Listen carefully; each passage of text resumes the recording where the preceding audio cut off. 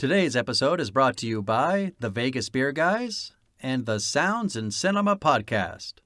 The Everything Sequel podcast contains explicit language. You have been forewarned. Stereo Awards, joining me, the Clone Master himself, Tom Stewart of Lonesome Whistle Productions. Give him a line, Tom.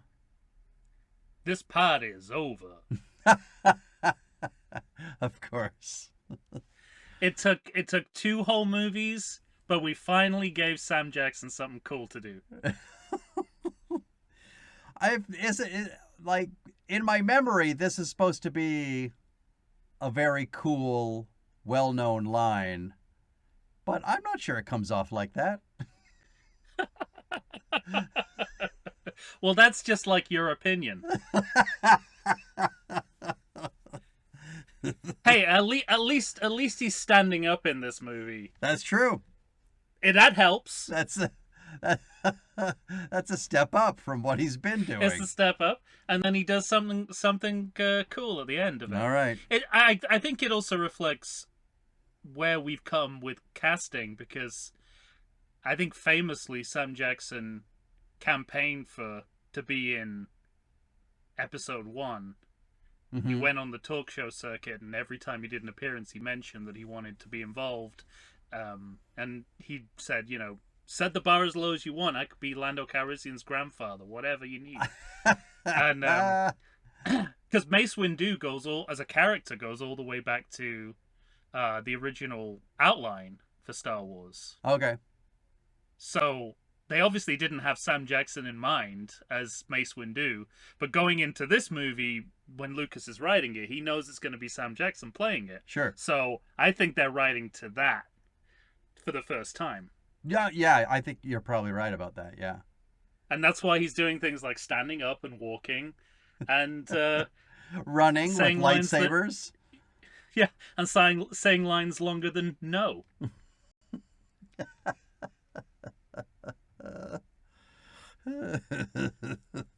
Yeah, it's nice to get a chance to do something other than look pensively at CGI Yoda. Well, it wasn't. It was a puppet Yoda at the time that he was looking at. Not for this movie.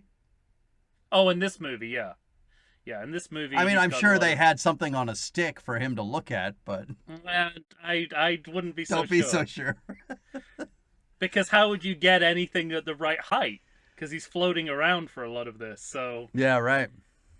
I think was it like a drone, maybe?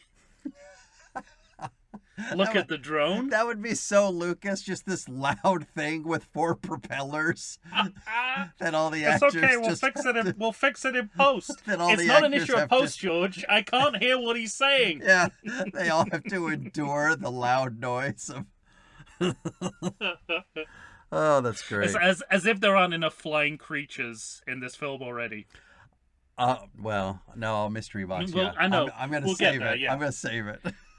Yeah. I finally have a credit check note that I am very excited to. Oh, excellent. To relay to you. All right, ladies and gentlemen, we're talking Attack of the Clones, a 2002 sequel. Once again, directed by George Lucas. So, yep. If you were listening to the last episode, you know what he's done.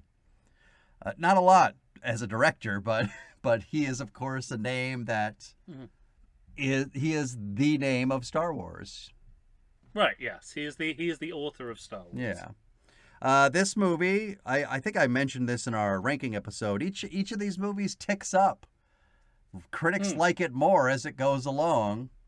Yeah. Doesn't bode well for my argument for the first movie, but 65% on Rotten Tomatoes, 1 Academy Award nomination, visual effects. And we talked about the budget before. He was so consistent. He kept it right at like $115 million for this movie as well. Opening weekend of $80 million. In the USA, 310.6, and in the world, 653.7.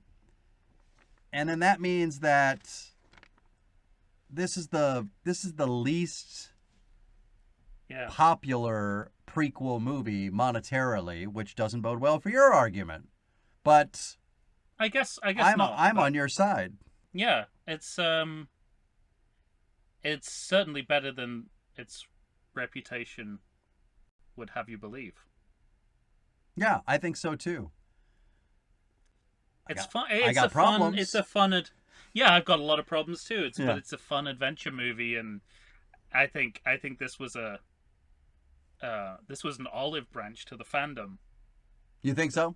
and it was not taken as such. It was rebuked. Yes, it was taken as if he'd shoved a turd in their face. Yeah, I take your olive branch and I set it on fire, sir. That's what the fandom said. Yeah, right.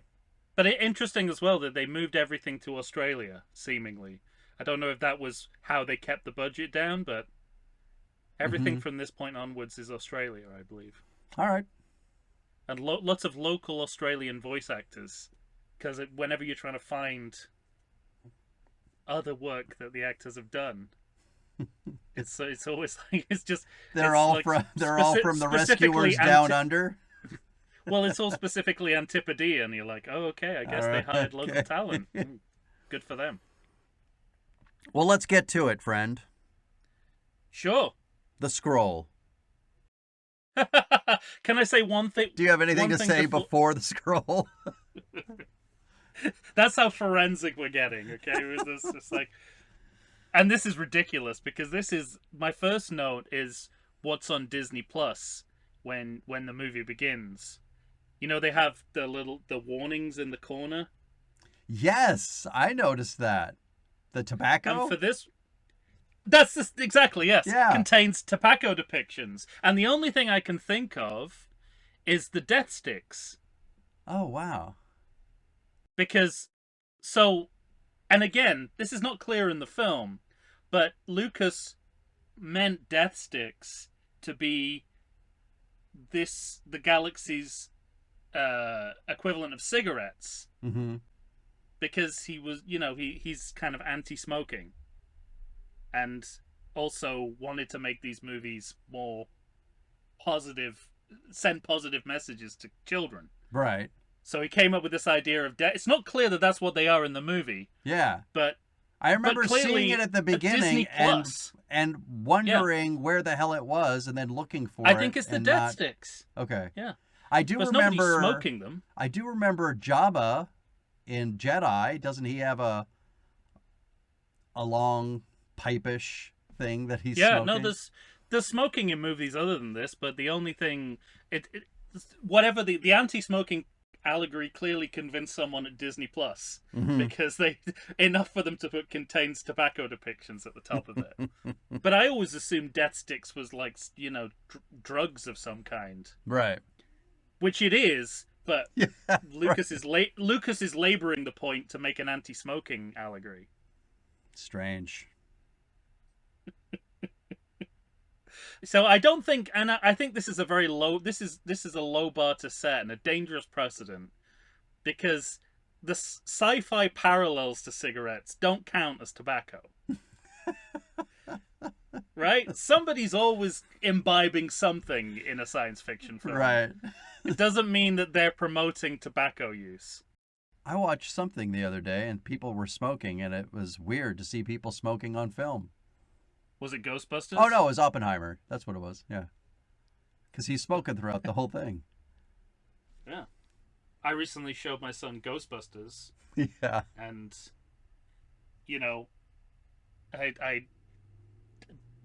I mean, to the point where they have to glue a cigarette to Dan Aykroyd's mouth. Right. It's like, can he not just not be smoking for one frame of the film? It's dirty New York. By the time you get to Ghostbusters 2, no smoking. Nope. Not a cigarette in sight. All right, let's talk Scroll. Scroll me. Yeah. Yeah. I don't understand anything that's happening. I mean, I do, but I don't understand why we should care about it. What's it mean? What's it mean for thousands of... That was my note for the Phantom Menace scroll. That was the... What's it mean that thousands of solar systems are going to leave the Senate? Yeah. So, the first paragraph, okay. Go ahead. Shorter than last time. Uh-huh. More understandable. But the first sentence, of course, lets you know that we are not going to leave the Senate. No. George Lucas is sticking with that storyline, sir. That's my other note. Still no war in Star Wars. The best they can come up with is unrest. Yeah. That's as far as we're going in the War Department. Unrest. It's not a taxation crisis. No. Like last time. We've got unrest, but we're not going further than unrest until the movie's over. Right. And then I really like the second paragraph. The mysterious Count Dooku has got a kind of old-fashioned excitement about it. And then as soon as we see that, it goes straight into the resource management of the Jedis. And I'm like, oh my god, again? Don't worry, though. They'll belabor the point later on when Mace Windu says, hey, we can't fucking watch everything. We're not soldiers. Yeah. And then paragraph 3 contains a clause about Queen Amidala that is only there for the audience. Yeah. And it reminds me because we have to know that she's a senator now. Right. And it has nothing to do with the rest of the scroll. And it reminds me of an episode, very famous episode of, and this could be sacrilege, Star Trek: The Next Generation. Which the famous episode Sarek, which guest starred Mark Leonard as Sarek, and it begins with a captain's log that just offhandedly remarks that he is remarried to another human, and I'm like, who's that for? Why is that in a captain's log? That's real. That's only for our benefit. And it's the same here. Like it comes out of nowhere. You imagine some guy at Starfleet reading it and going, "Why the fuck did he put this in here?" Can I ask you a question? Yeah. When you read the Star Trek... Oh, here we go, sorry. When you read the Star Wars scrolls... Yes. The opening scrolls... I know what the scrolls are, goddammit. Do you think that... Do you sometimes just read the bold letters? Because those are definitely the fun bits. Sure. If you want to just cut to the chase... The bold letters will tell you pretty much everything you need to know. In a few words. Especially for these 3 films, because with the scrolls on these films, I think we kind of talked about it in Phantom Menace, where you read the first sentence and you go, you can't be bothered to keep reading, and so I made myself pay attention. Yeah. But I feel the same way with this one. You have to really lock in and try and not roll your eyes and say I don't care. And we'll talk about Revenge of the Sith, but that sort of the opening sentence is kind of as condensed as it gets. Sure. But again, it all again, we're just talking about political process, not. Yeah. There's no war in sight. No, they're in the Star Wars galaxy. The scroll is threatening to bring war to the audience eventually, and just never will. No. And then we have a classic, you're gonna either pan up or pan down, and in this movie they pan up. Well, yeah, they go up to the planet instead of down, and then the ship and the camera flips before turning on its axis. So it's a double inversion of the Star Wars. Whenever I watch this movie, I always, I watch a lot of Star Wars. I get why an X-Wing or any one of these ships might be flipping around during battle. Yeah. Every time I watch the beginning of this movie, all I think is, why are they doing that? Yeah. Why is that? Why is that ship going upside down? They don't need to do that. They've done so many inversions of the same thing that they have to do it all for it still to be an inversion. To count. Yeah. They have to just do a 360 for it all to be some different from what they've done before. And then I think you noted in our last episode, I believe, because you were talking about Coruscant. What were you talking about? That there's nighttime there? That it's not just a day planet or something? Right, we've got another weather variable here. But cloud exactly. Coruscant. Now I notice that we have weather on the planet as well, and and fog is included. Fog and clouds. And again, we've talked a little bit about the ring theory idea that that this and the original trilogy are in a continuous loop. Mm-hmm. And so this is the other side of the radius of, I guess, the circumference of of the ring to rule them all from Empire Strikes Back. Yeah. So you're straight in and you've got a Cloud City, which is very clearly visually a visual hominy. It does feel Bespin, doesn't it? I mean, explicitly, and it makes sense because this is the second movie in the second trilogy, mm-hmm. and it's trying to kind of connect with the second movie of the first trilogy visually, which is how these movies connect with the original trilogy. As we said, more than storytelling or characterization, mm-hmm. you're more likely to get visual parallels or stylistic parallels than you are than you are a coherent timeline.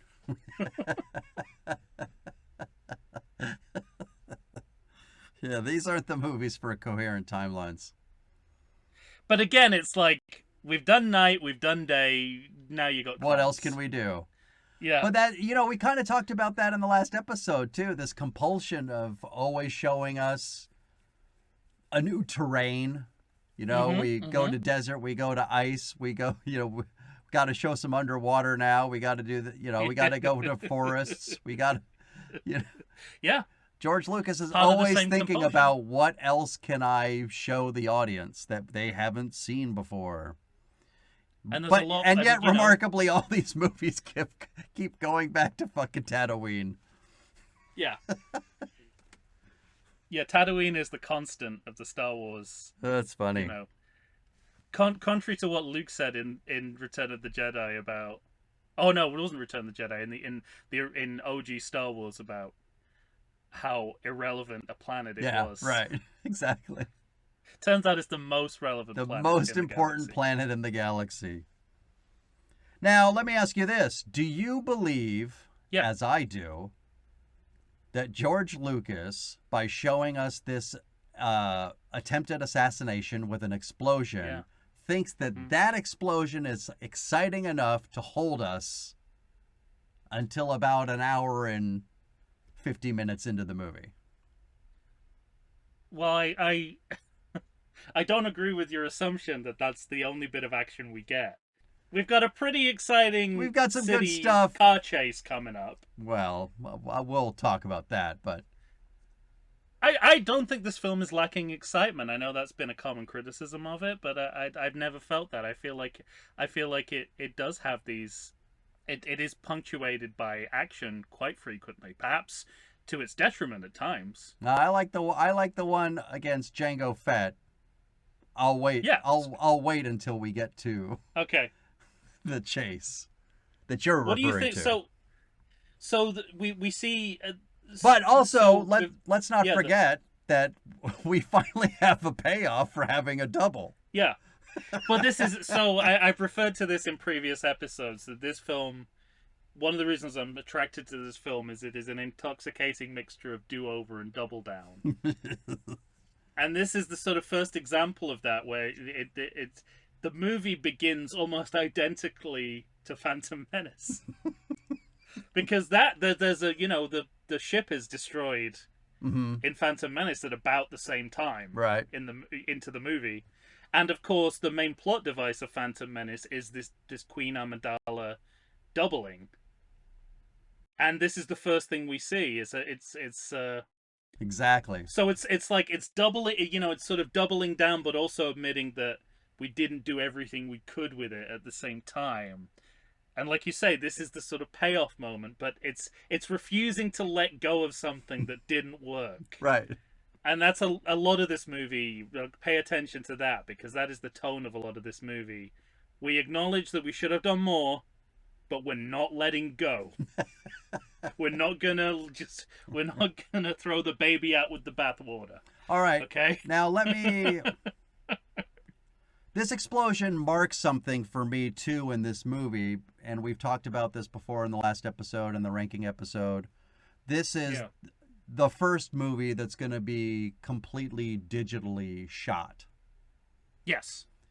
Now, when you add digitally shot with, say, in this first explosion, which I think is weak effects-wise, it does not look good. He does a big wide-angle shot to show you how beautiful all the work is, and it always leaves me feeling empty. There's little bits of Jabba flying out. Yeah, Jaws 3D style. This is my biggest complaint for the movie. I talked about the thing that really, for me, even though it might be a weaker story movie, Phantom Menace, compared to this one. Yeah. Being shot on film and being shot on location makes that movie better. And I always have, I like what's going on in this movie, but it makes me feel, the movie feels a little hollow. Because of the effects, one, and that'll be a complaint for all three of these movies, but also the entirely digital shot structure, or choosing to shoot it digitally. Digital wasn't quite there yet, and that seems to be the theme for me, for Lucas at this time. He is pushing effects, which I have to respect. He is pushing things forward for film in general, but it's not as good as it should be for his purposes, and for me it detracts from the film. What say you? Doesn't bother you at all? I don't disagree with that. It certainly doesn't bother me as much as it does you. Sure. I think I generally agree with you in a historical sense that movies that are able to capture the best of both worlds when it comes to practical and digital, that's the way movies should be. But when I watch Attack of the Clones, I think actually because it's all digital, it feels more coherent visually than Phantom Menace. Okay, yeah, that's a good counter argument. Yeah, but it's a counter argument to what I would normally say about digital in movies. I just think Phantom Menace, the balance isn't right between practical and digital. Had they got the balance right, I would probably be making the same argument you did. Gotcha. But given that they didn't, I prefer that this all look like it belongs in the same film universe. Yeah. Which I think it does more than Phantom Menace. Okay. All right. And the other part of that is that another common complaint against this movie is how busy it looks. How they just went hog wild with the backgrounds. Oh, I don't think it looks any busier than the last movie. Or the next one. Yeah. And I think that's, to me, Revenge of the Sith is where they really go hog wild, and here there's evidence of some kind of visual restraint. A little bit of restraint, yeah. Which has never been acknowledged. I think people just lump this movie and the next movie together because they know they're both kind of digital creations. But if you break it down scene by scene, I think the crimes of Revenge of the Sith, when it comes to sort of I'll be honest, there's much worse. Yeah, there's literally only one moment that gave me pause of what you're talking about. Yeah. I know there's always less than I expect it to be. Yeah. Well, it was after the assassination attempt on Queen Amidala, and they're both in her room. And I can't remember if she's in the room talking to them or not, but there's a couple of little robots outside the window just kind of cruising around, and then they take off and leave, and I thought, well, okay, maybe they're checking up on everybody.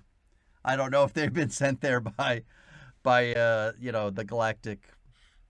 And as I understand leader. it, there was a. Did you say the FedEx leader? No, the Senate. I thought you meant FedEx, like they were sent to deliver packages, like drones do. It could be in our reality, yeah. And I think when you do see that, what's clearly happened, and this is borne out by some of the production anecdotes around this film, that stuff was added in post that the actors didn't know was going to be there when they were playing the roles. So it's kind of done. There's no realization from the characters that anything else is there. No, there's no acknowledgement because how could Right. they know? And like whole sequences that were kind of added on, that were entirely gratuitous for the movie. And we'll talk about them. We'll break them down and talk about them. But when the movie's digital landscapes don't work, it's usually because they've added something that they didn't need to add, Mm-hmm. that no one in frame has any idea is happening. Right, right. But I generally like this opening. Again, one of the reasons I really like this film is I feel like it's a love letter to Pulp Fiction, and we begin with like a political assassination Mm-hmm. plot straight out of an espionage thriller, and that sets the right tone for me. I'll agree with that. It also reminds me of the beginning of Star Trek 2 as well. You know, Sure. the fake out death of the lead character. You know, Lucas loves his Star Trek as much Sure. as anyone else. Yeah. But I also, I think there is a real kind of classic, noirish, Mm-hmm. almost Angela Lansbury Murder She Wrote aspect to this movie, There's and I'm not. everything. There's I'm not. everything That's not Pulp a Fiction in this detracting. film. I think it. No. That's the part of the movie I like the most. I really like that. But And it's and that scene does set it off. I Yeah. might not like the way the effects look, but the Yeah. idea behind it, I think, is fine. I think it's great. It's a great place to start. What do you think about the reflective Naboo ship, which is now some kind of a early 20th century plane Yeah. with propellers? And Right. there's a weird thing stylistically with the spaceships in this movie. Just in this movie, No, I was where just gonna say the same thing. they're sort of half early aviation, half futuristic spaceship. Mm-hmm. They're like almost sliced right down the middle. When And you see Count Dooku's ship at the end, you go, is he like pedaling that like a bike? no. Like a space bike? Like those magnificent men in their flying machines? Is Right, that what's going yeah. on here? Well, and I also noticed because you get it right off the bat when the Queen's ship, the bigger ship, is first seen. We made a lot of hay about how shiny the ships were in the last episode. In this movie, I noticed they're going full tilt boogie for reflections and kind of Steven Spielberg lens flare kind of reflections off of ships in this movie Interesting. that seems to just be for this movie only. That's interesting. Yeah. And it's so funny how certain digital effects are so specific to certain periods of time. I know. It's right up Like- there with parkour in 2012, I mean, it's Right. you can really timestamp movies in that way. I think so. And that using reflections as if that's the main gain of Mhm. doing things digitally. Yeah. It was done too well too early with Terminator 2, I think. Right. They Now, didn't know when to back off. the explosion's going to happen, and then the Jedi are going to meet with Palpatine and the Queen, who's now the Senator, right? Yeah. Well, we're straight. I mean, after this moment of action, and this goes to your argument, we're straight into conferences about the succession vote. Yeah, right. We're back on C-SPAN now. Yeah. Space. We're back Exactly. in space C-SPAN. But I do want to ask And, you something, because my first question is, because, and we don't get it until the next movie, but because the Emperor becomes the Emperor through a lightning accident, I want to know when You know what? It could be that. I'm not even sure if that's right. Well, I want to know That's when that That's how decision was ham-fisted made. that's how ham-fisted that scene is that you're talking about. I know. That's a perfectly acceptable reading of what happens in that scene, but it might not be what actually happened. But I'm always struck when I watch this movie that Palpatine looks visibly older. I guess they're going for an idea that he's carrying a lot of stress with the job, perhaps. But I I thought, think you're overthinking it there. They just wanted to keep Ian McDermott. Well, you don't think it had something? Because when I first saw this movie, I thought, oh, he's starting to become the emperor. He's looking older. He's looking more fucked Oh, up. okay. And I think I mean, his acting in it is This so. sounds like bits of Jabba, Jedi's growing fast kind of Yeah, I don't like it. I don't like it because because kind of lore. well, let me tell you what I wanted.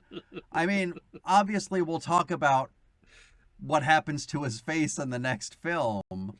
We certainly will. But throughout the first three movies, when Yeah. you see the Emperor, first you're seeing him only as, as a computer generated image, and then you finally get him in Jedi. But Surrounded by computer generated images. yeah, exactly. But I was always, in my mind's eye, as a kid and even as an adult, I thought that the dark side of the Force corrupted you in a way that it deformed you. Well, that's the and the this other leans reading. towards that. But So I it don't doesn't- I always wonder why do they make him both look older? interpretations we'll get there, but both interpretations are still in play. The films do not pin it down. And you know what? No film that's featured Palpatine since has made any more sense about what Palpatine is, what is going on with him physically. I think it's just a blind spot in the Skywalker saga that we're just gonna have to accept that we don't really know what's happening physically All right. to Palpatine. We'll get But to I it. appreciate what you're saying, but he doesn't look like the job is stressing him out at all, which to me. Well, but his because why face would looks it? different. He looks markedly older. He looks more weathered. Does you think so? I do. Yeah. Is that not just the actor aging? No, I don't think so. I think it's a makeup. Oh, okay. So basically, your theory is that they were ramping up to, And then Wrinkly decided to space- do something else. wrinkly space wizard, Yeah. and they couldn't do it fast enough in the three movies, so they were like, we need a lightning accident. to cut Exactly. it. Okay. Now I understand, I think that's again an entirely possible third interpretation of what All happened. right. And this is, we talked about this in the previous couple of Phantom Menace episodes, but The look. look, yeah, Yoda gives Palpatine a look. I think Wh- all of Yoda's looks in this movie could have been handled better.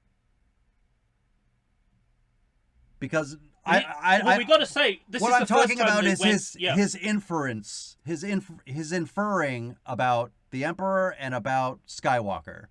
yeah. What Well, I really don't wish they did more in this movie, and all of this is offset by the choices that Hayden Christensen makes as an actor that George Lucas just doesn't stop, which frustrates me whenever I watch this movie because he's such a pouty little teenager. it's what George wanted. I don't think Complainer. he's trying to stop him. I think he's encouraging him. To No, do that's this. that's what I mean. Yeah. Oh yeah. I don't think it was, but he never intended to stop him. He wanted him to go further with it. Yeah. No, I agree. But I think it's a bad idea. I don't know. And I would I go both ways. Well, let me ask you this. Don't you think it would Okay. be extremely interesting because they talk around his powers a lot in this movie. Hmm. But the powers that they talk about don't seem to match the person I'm watching. Yeah, he can make pears float. Great. But I would Can you rather make a pear float? I would Can you make a pear float? I can make a pear float for at least a second or two. But what? Well, it's Let me yeah, wait. I mean, So let me just say, don't you think it would be Okay. more interesting if the feelings of resentment and anger and fear and all the things we've been told that lead you to the dark side of the Force, if he was Yeah. able to mask that, to not let no. the vibrations of that go out to Yoda. They go out for a second and he'd cut it off. No, because again, we've got precedent in the Star Wars galaxy that Jedis can feel this kind of galactic trauma going on because of how Obi-Wan reacts to Alderaan. But it makes him more interesting because he's supposed to be that powerful. They're talking about his powers. It's maybe something that no other Jedi can do. But his powers aren't that refined that he could. Oh, I better put in a deflector shield so, like a force field, so Yoda doesn't pick up on any I of this. think it Because makes I'll him be more in interesting. trouble. Yeah, exactly. Like he can feel Yoda's feels. No, I don't think that would be. I think that would be more confusing. You're wrong. I think it's one of the few straightforward pieces of storytelling in this movie, and I don't want to lose it. All right. Okay. Okay. Fine. But this is, I mean, this is also, and I think this is somewhat deliberate. I think this is also where you start to lose a little bit of faith in Yoda and the Jedi. Oh, completely. Because I really noticed it they, on this watching. The Jedi Yeah. seem like some of the worst people in the galaxy in this movie. well, because they're basically they admit behind closed doors we don't know what the fuck is going on. But we're not okay? going to tell anybody that. That's it. It's like Nixon's White House in there. They're sort of Totally. like, we cannot let this get out. And like, Jesus Christ. Yeah, exactly. These are our heroes? What the hell is going on? Not only that, when somebody starts talking about Dooku, Yeah. you know, it's Yeah. Queen Amidala. She says, I think it's Dooku that's after me. And Mace Windu is like, fuck you, lady. Yeah. No, that no, guy's no, a no. Jedi. You shut Yeah. your dirty mouth. You insulted him a little bit. You insulted him a little bit. With all due respect. Sorry. I forgot he stacks in that movie. No, Exactly. Yes, so I think at this, and I go back and forth on how deliberate I think it is, but if you compare this to Phantom Menace, where they are kind of positive role models to a large extent, that Mhm. does seem to be, we're starting to... The the veneer blame is kind of starting to tarnish. Yeah, exactly. Yeah. The blame, you know, this time when you see them in their non-action figure poses in those lounge chairs, Right. there's a darker tinge to it, which is all about, you know, let's keep all this behind closed doors and let's make sure it never gets out. And obviously, when it gets to the next movie, you know that Palpatine's going to exploit that because he could tell the Senate whatever he wants about the Jedi because they've got no public relations. Right. You know, Right. they've got no public relations division. Also, based on this movie, the senator might be right. Palpatine might be right Again, about Palpatine's the hero of the them. movie. Exactly. And this is his quest. So good. Well, at any rate, by the end of the scene, they're going to assign Obi-Wan Kenobi and Anakin Skywalker to protect the senator. Yeah. I mean, and at this point we're kind of introducing a couple of new characters. Space Jimmy Smits. Mm-hmm. I'm not going to take the credit for that. That's Star Wars Minute, but he will forever be Space Jimmy Smits. I believe he's called Bail Organa in the film, but he's Space Jimmy Smits. I'll say this though: there are 3 people. I'll say 4. There are 4 people in this movie that seem to have no problem with George Lucas's dialogue, and Space Jimmy Smits is one of them. Yeah, He doesn't have a lot to say, but every time in the he's next speaking, movie, he gets in the it. next movie, I think he has the worst line of dialogue George Lucas has ever written, and he somehow comes out on top. Yeah, right. But also what's notable in this scene, this is do-over double down. Yeah. Time, a silent Jar Jar Binks. Right. Now just he's still there, but he's non-speaking background. We're just gonna have him walk down a hallway and turn left. And it's Also, so I think it's interesting. right around here too. There's a weird moment where he seems to look I know. just right down the barrel of the fucking camera. So this is the double down, right? You've had the do-over. Okay, Jar Jar's not gonna speak. He's only gonna do his shtick when he gets excited. Yeah. Okay, but the rest of the time he's gonna stay quiet. It's He's very not gonna weird to hear him call Obi-Wan steal Kenobi focus. Obi. Yeah, he's not gonna steal focus. Mm-hmm. And then George Lucas has him looking into the lens of the camera and smiling. If that is not trolling an audience, If that's I not don't a fuck know what you, is. I don't know. Yeah, exactly. It's incredible. I mean, honestly, I have nothing but admiration for that kind of that sheer, I don't know what to call Chutzpah. it. Like, it's chutzpah. It's kind of just like the refusal to admit you're wrong. You got it wrong, you Mm-hmm. know. And I mean, again, like I could see I could, you know, if he was ever asked about that, I don't think anyone ever has, but if he was ever asked about that, he could say, well, it's like an olive branch, isn't it? It's like, hey, let's just be friends. And I'm sure that's I what he read what would say. I read what you said about me, but hey. But to me, the tone of it has always been still here, motherfucker. Eat a dick. Guess who's still in the? Guess who's still in this movie? Because it's so. I mean, it's just, you know, there's a good few seconds of him kind of. It's not just Right. that he looks into camera; he also does a little face Yeah, before exactly. before he looks back into the. You know, he goes back into the world of the film. There's this Sometimes I breaking would of the fourth wall. almost. Sometimes I would almost swear it looks like he's sticking his tongue out, Yeah. like a meh. And you know, he's got actually probably the most the most successful use of Jar Jar in any of the movies is when Obi-Wan and Anakin start getting at it, and he's in the middle and he just goes like that. Like it's like that's the best use of Jar Jar. Because it's not too much, but it works dramatically for the scene. Oh, that's good. Because it's like it's telling the audience there's some tension there's some, you know, tension between these guys that will end up with one of them being horribly burned. Mm-hmm. Wow, Anakin's grown into a dick. He is unbearable in this movie. He really is, yeah. That's And how he's going from big a dick he is, and he's also just a whiner. well, like father, like son. I mean, I always bought that he was a Skywalker, having seen his progeny. But Christensen sort of play like again under George Lucas's direction, playing the darkness and the venom straight away. It's like it goes 0 to 60. Yeah, exactly. There's, you know, this is my biggest complaint for this movie. There's just no nuance, no subtext. It's all text. All thoughts are said. True, yes. You know. Before they've been reformulated as dialogue. Yes, exactly. Right.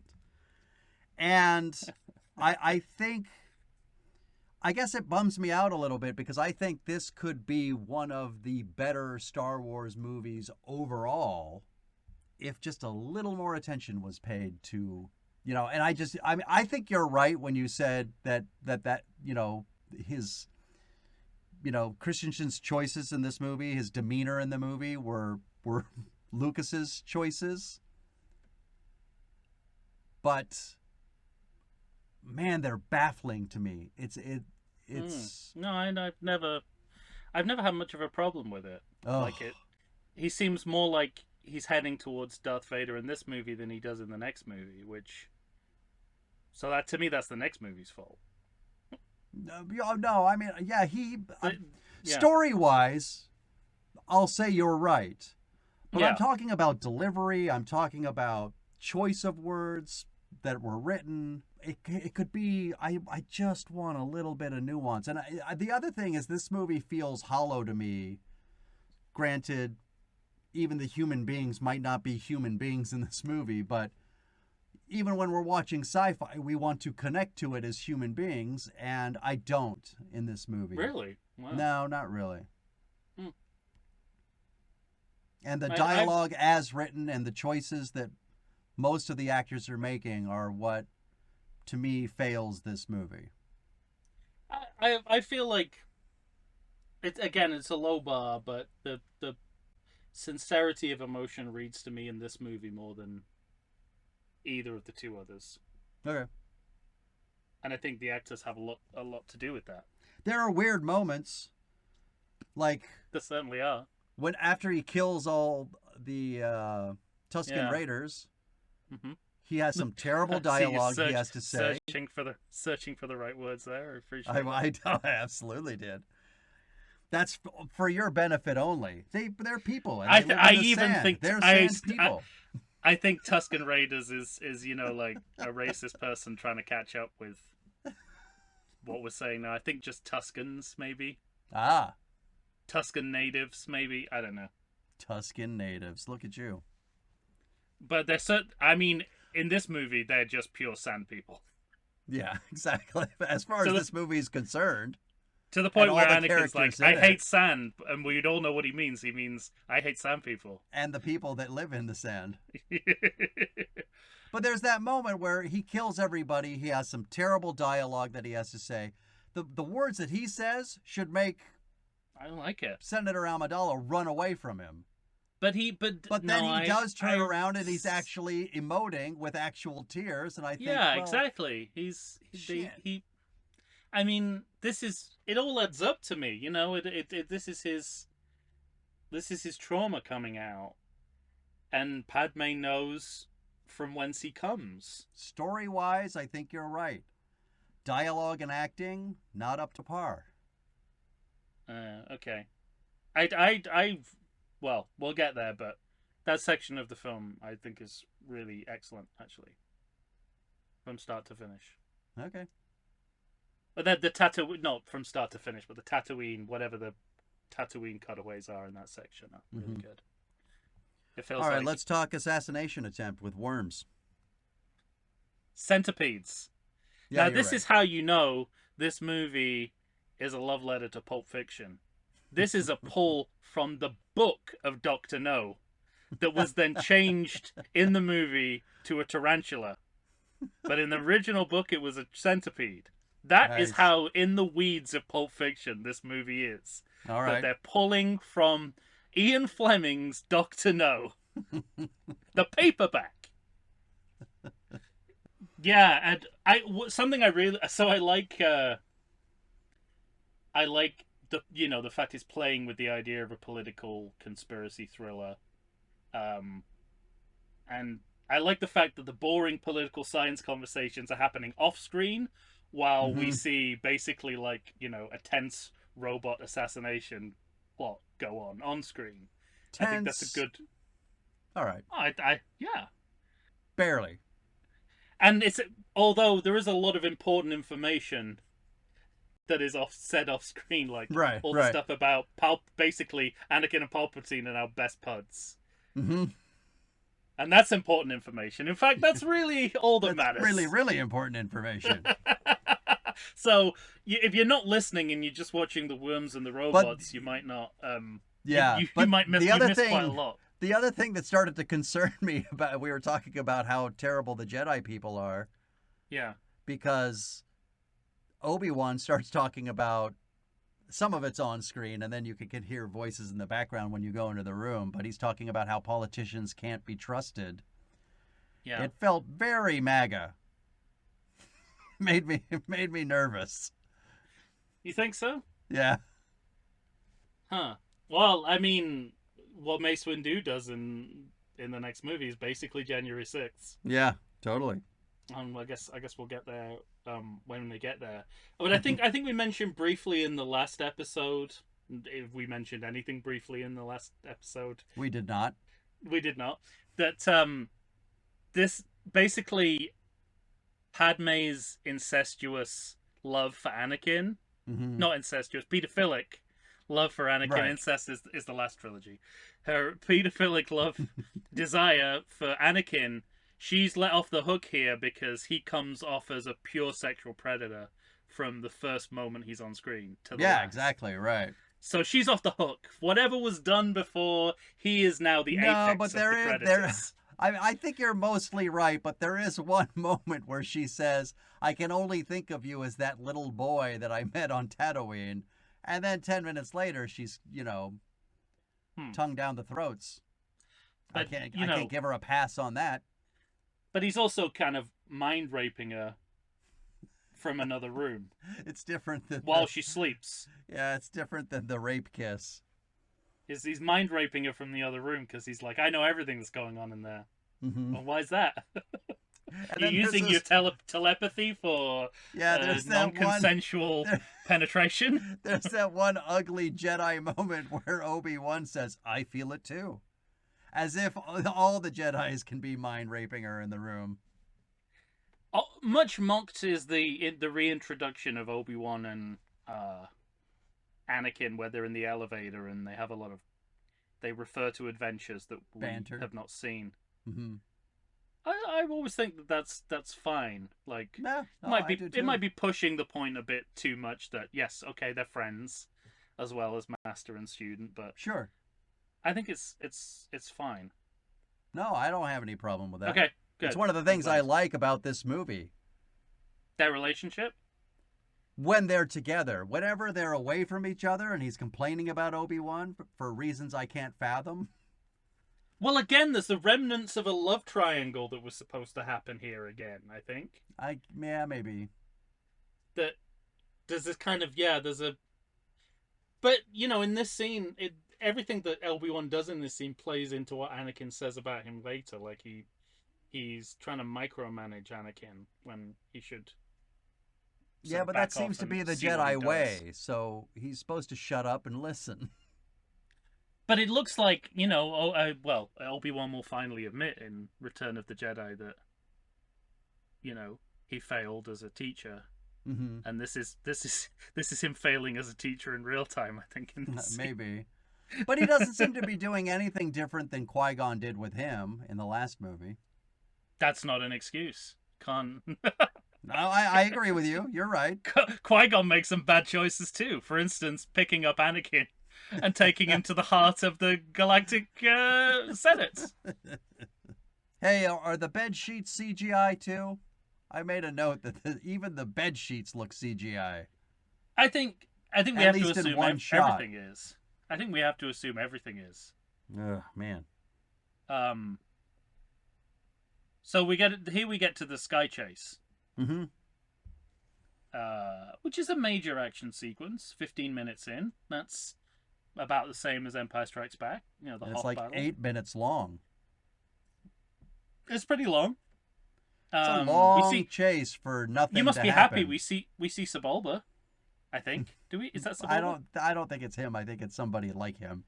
Oh, I could have sworn that was Sebulba doing a J.W. Pepper kind of. He's back, but he really shouldn't be in Coruscant for any reason. I guess they all just look the same to you. Oh, like the Sand People do to you. I didn't mean to say Sand People. Yes, you did. Yes, I did. And this is where it looks. This is where, to me, it did. It's not breaking new ground stylistically, but it felt more fluent. Like the digital of it all felt more fluent than it had in the previous Yeah, movie. there's that. But it also feels. I think to me, it always reminds me that Lucas feels like he's telling us, showing us something new. And I'm always Yeah. thinking, I've seen this in Back to the Future and The Fifth Element And Blade Runner. and Blade Runner. But that's what I like about it, because I think most of the time George Lucas makes the movies that George Lucas has made, since the original Star Wars trilogy.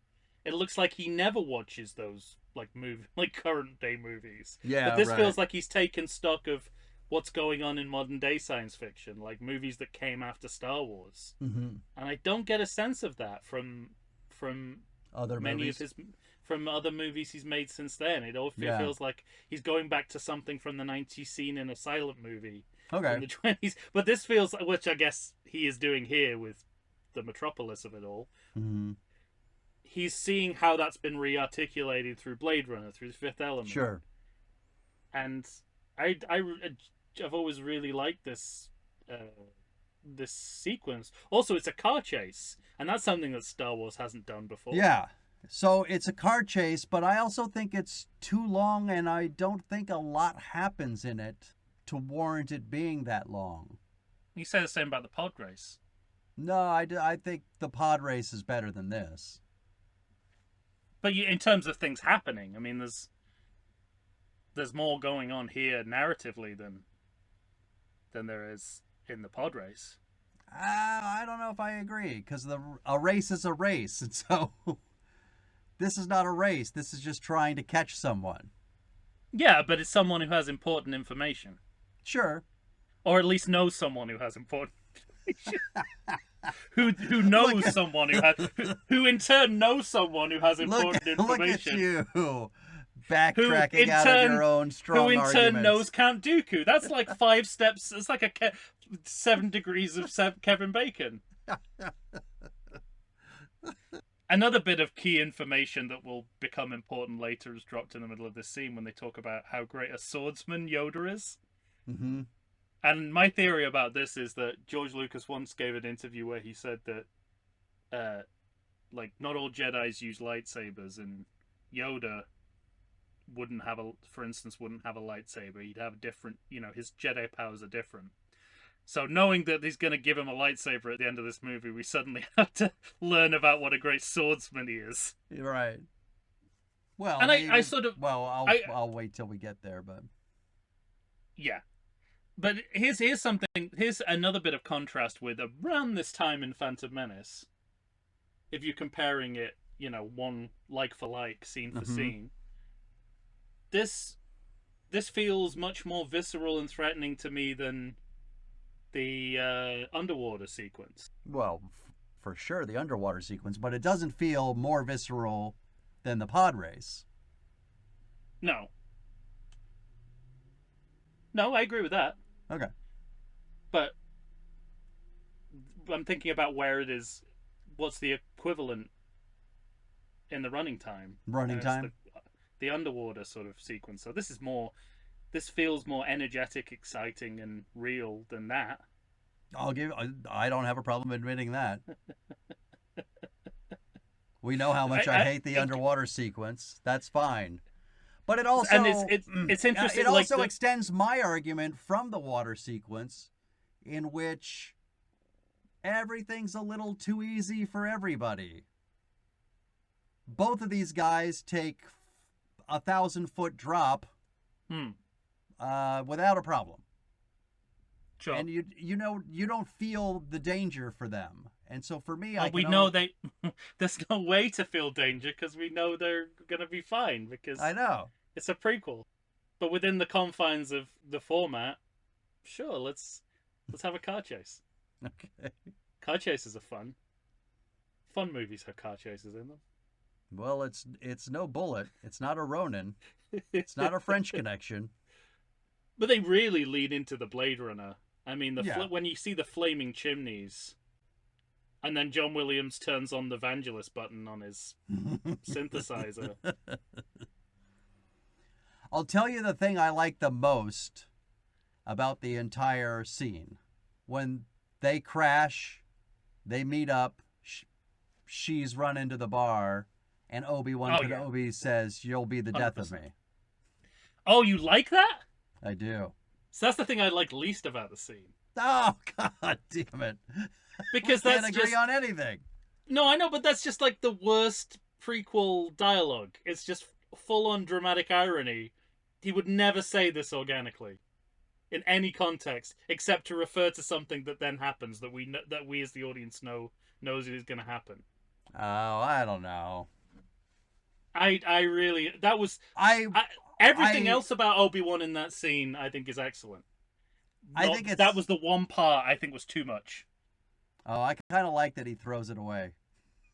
Well, I agree with that. No, I agree with the delivery, but it shouldn't have been in there. It's just one step too far for me. All right.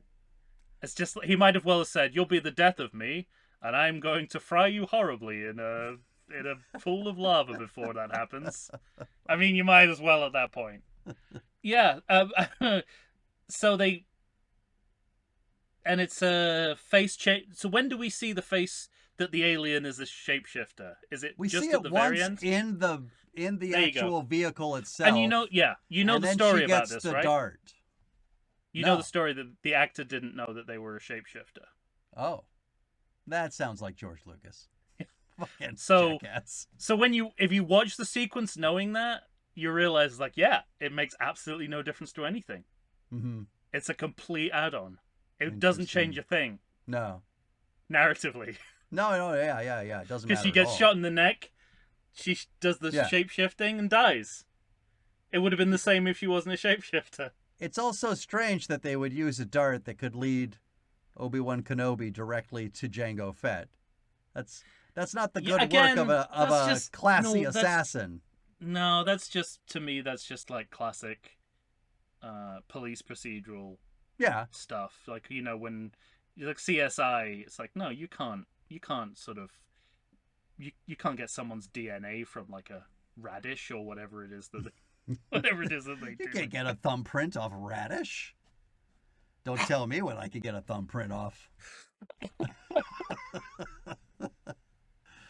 I tell you what, why don't we take a break? We've gotten through the chase, and Oh, then well, I've got more to say about the chase. Oh, Sure. Okay, I guess more about the bar. Just last thing to say about the okay. chase before we get into the bar, because Yeah, that's a whole different set it's a piece, different as far as I'm thing. concerned. They're throwing around lightsabers like it's the opening of the Last Jedi. Oh, yeah. They're even cutting them in half. When they talk about the lack of respect for Oh no, that's lightsabers later. in the Last Jedi, it's nothing compared to this scene. I like that Obi-Wan Kenobi makes a big deal about him losing his lightsaber again. Yeah. Again, adventures we've not seen Yeah, referred to in dialogue. I'm okay with it. Well, 10 years. That's the other thing we didn't mention. 10 years have passed, Yeah, which that's is a long nonsense. time, but 10 in years have between. not passed. I mean, they have, but that's a stupid idea. Why is that a stupid idea? Because It's a stupid idea if you don't have 10 years between this movie and the next movie. Yeah. But it's not a stupid idea in and of itself. It's like, I think we talked about this. He just completely and totally hamstrung himself by hiring a 10-year-old and then hiring a 20-year-old. Because And he should have nobody hired else, a 30-year-old for the third movie. nobody else has grown that much in age, despite what Yeah. you say about fucking Jedi. Well, I'm not pushing that line. I admit that is playground rumor. It makes everything work less and just not gel in For the way all that of it the should. Star Wars movies, the amount of time between the movies has to be consistent inside each trilogy for them to work. And only really the OG Star Wars gets there. Yeah. The prequels and the sequels fuck that up. They have two different time Right. lapses between films that make everything impossible to do. Right. Okay. All right, let's take a break. Okay. Does the coronavirus have you feeling oogie? Have you been sitting on your couch for weeks? Nay, have you been sitting on there for months? Well, it's time for you to get back in shape. Check out 2AT Fitness. You can find them on Instagram. You can find them on Facebook. 2AT Fitness was started by Tina Bernard. She is ready and raring to go to help you get back into the shape you want to get into. They've got all kinds of classes. They've got outdoor in-person classes. They've got online classes if that's what you prefer.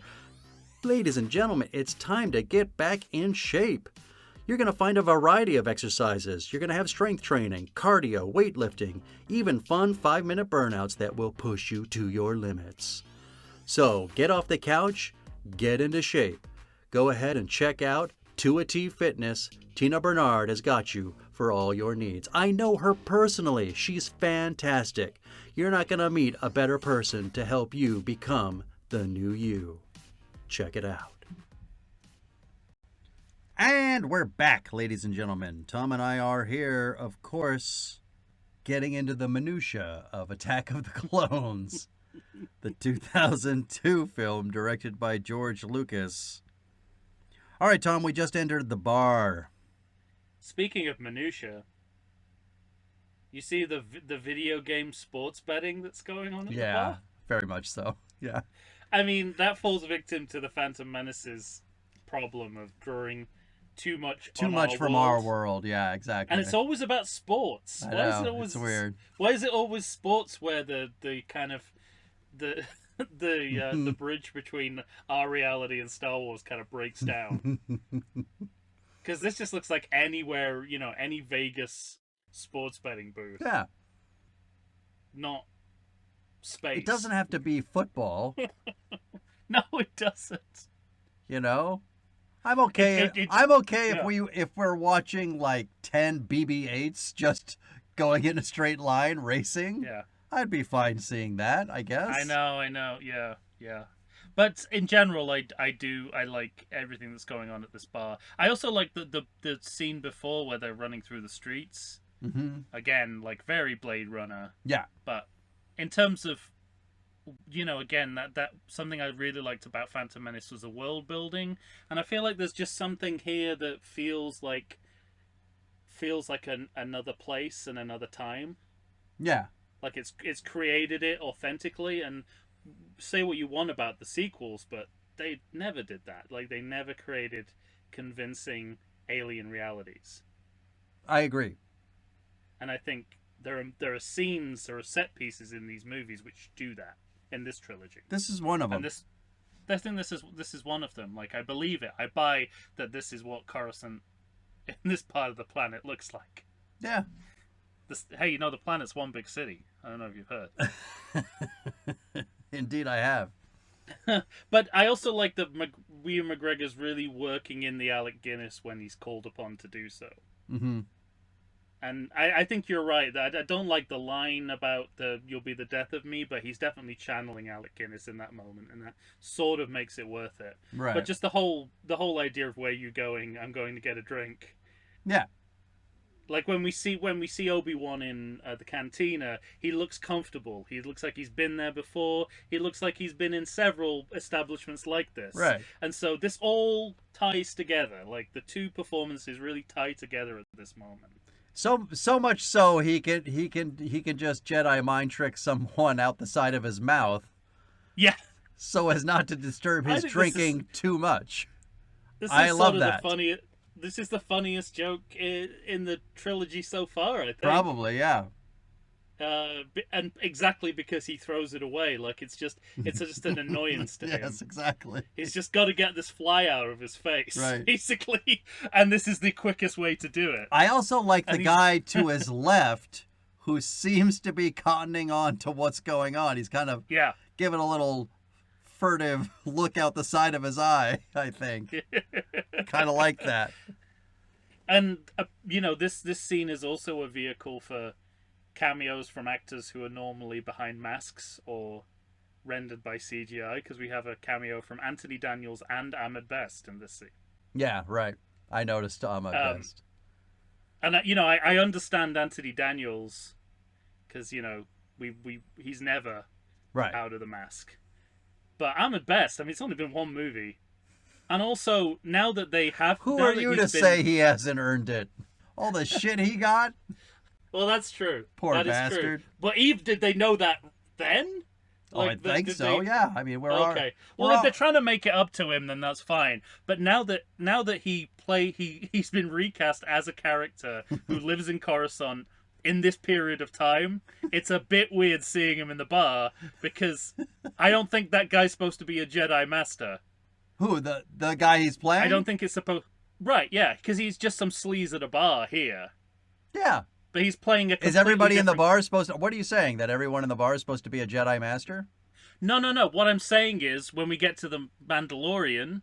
Oh, I see. Okay. Ahmed Best plays a Jedi Master who exists in this period of time, living in Coruscant, right. who saves Baby Yoda from the Jedi Temple. So, is this supposed to be the same guy? Supposed to be the same guy? I don't think so. Oh, there's just two men who look identical. Yeah. One of whom is a sleaze, the other who is a Jedi Master. Because I guess they could have, they could they could special edition a scene where Obi-Wan recognizes him. Mm-hmm. What are you doing here, Master? So that complicates the Ahmed Best for you cameo. Well, for in continuity now, it's not just me. I think you're the only one caring. I really don't think I am. I don't think Star Wars fandom is beyond caring about minutia. Smaller than Ahmed Best appearing in the same time period. I think it runs much deeper than that, my friend. All right, fine. I take it as two different people. I move on. I do too. I go make a fucking sandwich and get on with my life. Exactly. But also, you'd think that you would cast him as someone not in this time period. Anyway, that implies that anyone on either side cares about what the other does, which as we know from Star Wars is not true. Yeah. So Boba Fett's back, as far as we know. Right, yeah. We don't know that this is Jango, who is also Boba, because Boba is a clone of Jango, Right. but also his son. All wrapped up in one messy little package. There's traces of shit on the outside of this package. Yeah. So, but I mean, we're like, I guess if you're watching this without knowing where the story's gonna go, you're like, hey, look, that's Boba Fett. Presumably, Boba Fett lives a long time. Right, yeah, He's exactly. one of those species that lives a long time, like every species we've crowbarred into this trilogy.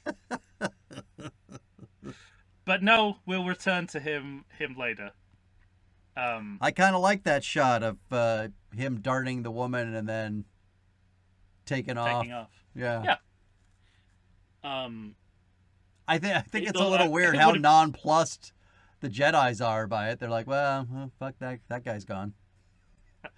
They really went to great lengths to chase this person, and then that person takes off, and they're, well, fuck it. Yeah.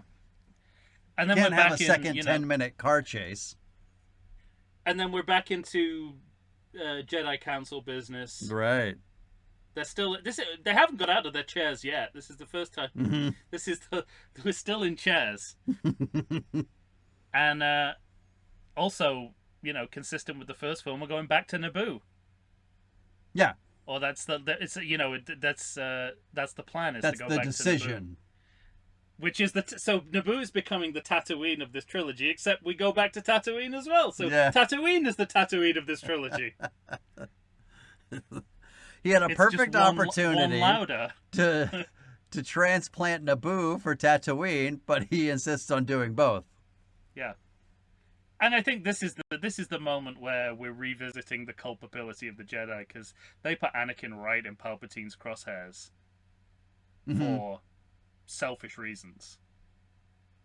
So it's really their fault. True. The two of them bonded because they forced them together for their own ends. Yeah, go convince the senator to convince Padme. Sure, exactly. I'll do that. Yeah. But this is the first, apart from that, brief moment at the end of the Phantom Menace, this is the first time Vader and the Emperor, or Palpatine and Anakin, are forging their relationship. See, that's what, that's why the time jump feels so weird. This is a pretty fucking long con that the senator is going for. You know what I mean? By the senator, you mean Palpatine? Palpatine, yeah. Sorry. Okay, he's Chancellor now. Chancellor, you're right. Supreme Chancellor, I believe. But okay, anyway. Fine. Yeah. But yes, well, again, you can't, I don't know. Well, you can, but I do.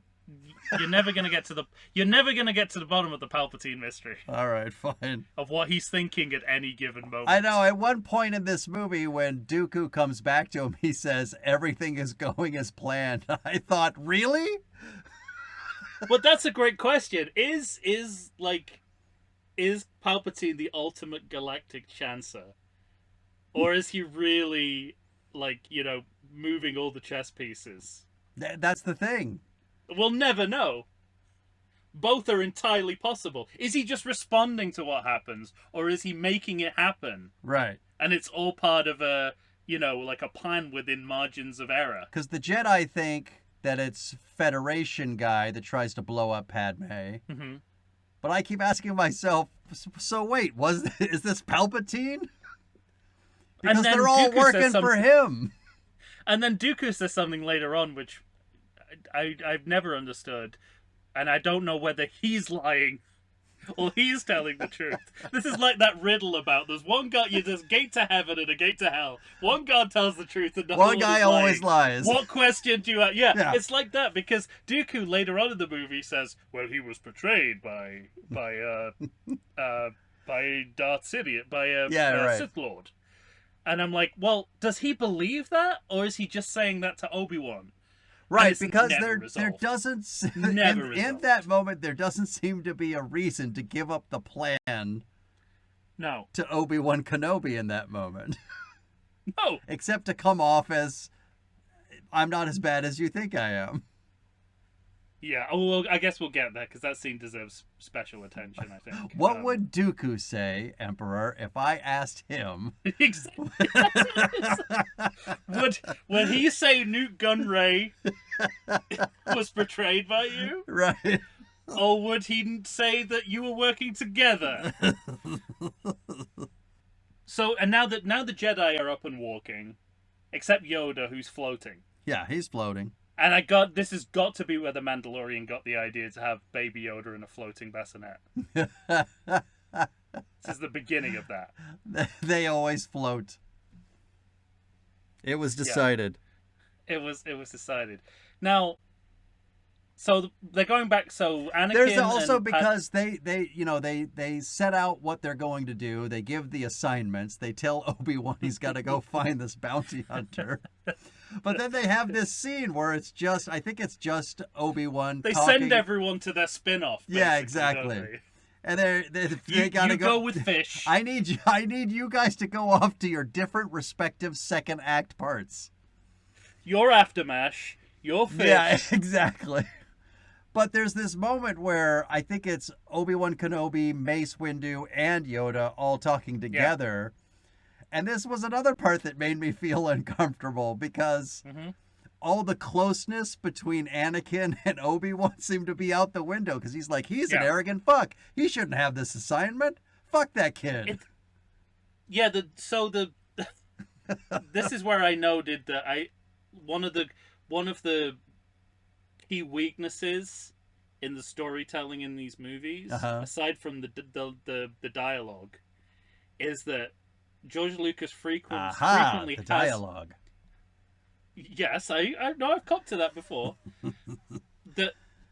that people's perspectives flip sometimes mid-scene. Right. So this scene starts out. So since the last movie, the Jedi and Obi-Wan now think entirely differently about the same person. Right. About the same subject as they did in the last movie. Yeah. Because now Obi-Wan is pushing a line that he was pushing the opposite of in the last movie. And you get a sense that George Lucas just forgets who thinks what.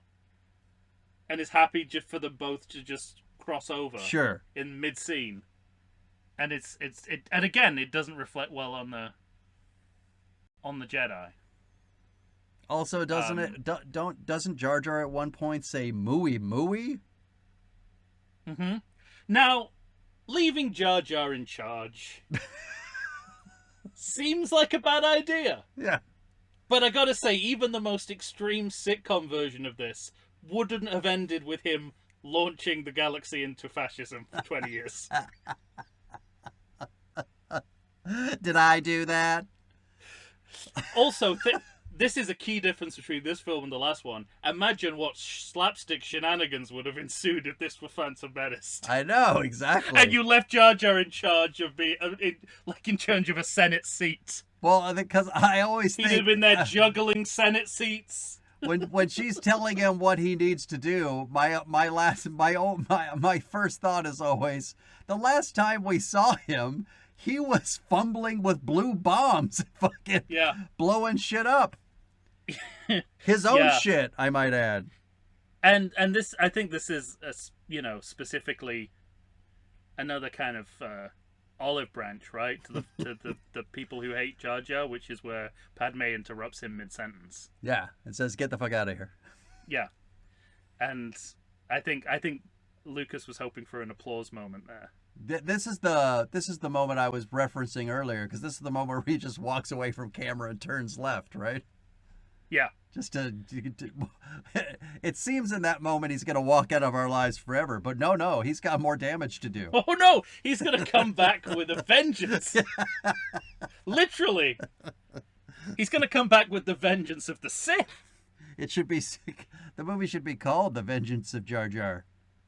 Well, I mean, there are fan theories out there about that Jar Jar is secretly a Sith Lord, because if you trace his actions throughout the movies, he's the biggest catalyst for what happened.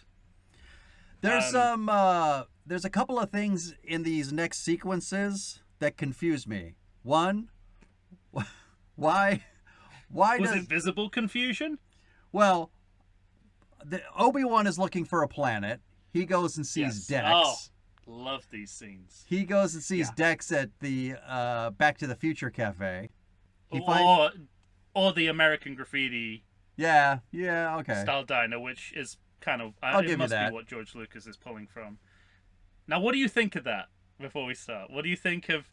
Because this is where people draw the line in terms of it's too much like Earth and Earth's history. It's too specific. I like the idea of it. I don't think Dex looks very good. But the diner itself, you don't have an issue with it being a 1950s style diner with a robot No, waitress who says, I don't love fun. it. I don't love it. Because to me, playing devil's advocate, Uh-huh. as I've been forced into doing with this movie on a number of occasions, The how is this layout of different? it reminds me of Back to the Future more than American Graffiti. Right. And that seems like a But- weird, I don't know if it's a thing for his pal, for Steven Spielberg or what. But Oh. I don't know. Sometimes these things just hit you differently. You asked me Yeah. about one in the last episode. And I was like, no, I kind of like that. But in this one, I go, well, all right, I'll put up with it. I mean, it makes sense when you know where it's going. Like, this is the opening scene of Obi-Wan Private Eye. Yeah, right. This is the cold open of Obi-Wan Private Eye, Yeah. right? The Of the spin-off, TV show we the both second wanted. act spin-off. Yeah. The second act spin-off of Obi-Wan's story. This is going to be the next hour of the movie for him. It's just him going to sort of noir-y places Yeah. and picking up clues Right. in each place. I love it. I really like it. I think, but, and I even like, and this is something we don't get enough of in Star Wars, is this kind of a sense of what people think of droids. Yeah. It seems very clear in this scene more than it is in any other scene, where they say, you know, if droids could think, then there'd be, you know, none of us, would there? Yeah. And I thought, oh, I like this kind of casual robot racism. Yeah, I know. I want to know more about this. We And haven't then, of gotten course, the sense of this since the first movie when we heard we don't serve their kind here. right, exactly. Yeah. There's that, and there's also, you know, and then my other favorite non-original trilogy movie, Solo, which makes a big deal of that, Mm-hmm. of droid rights. So yeah, I don't necessarily like the look. I mean, you know, the look of Dexter is pure Monsters Inc. Sure. But where it don't belong. Yeah. In like a movie with humans. But I kind of, you know, I think But you know what I do respect? I respect. archetypally. I I like it. I like Ewan McGregor too, because he's acting in front of Well, a big blob of nothing, and he's making me believe. I believe that's how Dexter was described in Yeah. the original drawing. He's making me believe He's that a his big buddy is blob of sitting in front of him. Yeah, he's there. Everyone's leaning into the noir of it all, and you know, I think that they're trying to create a one scene alien that's striking to look at with a distinctive style of speech. I mean, that's every Star Wars alien, and they're somewhat successful with it. But I guess for me, there's a lot of anti-Dexter sentiment out there, and I don't think it's earned. oh, okay. But I can see that it doesn't look as good as it could have done. Yeah. I always liked the portions guy in The Force Awakens. I want Dex to be more like Portions. when. Oh yeah, Unkar Klutt. Yeah. All right. Fine. Thank you. Don't say it to me like I just made up that name. That's his name. Unkar Klutt. That's mine. Yeah. I actually, but I prefer this. I prefer his. I don't mean in demeanor. Just like Speech. CGI. He looks. That character looks the way I want. Oh, yeah. You know what I mean? By the Like, time we get to the sequels, they've learned how to marshal practical and digital Yeah. together in one,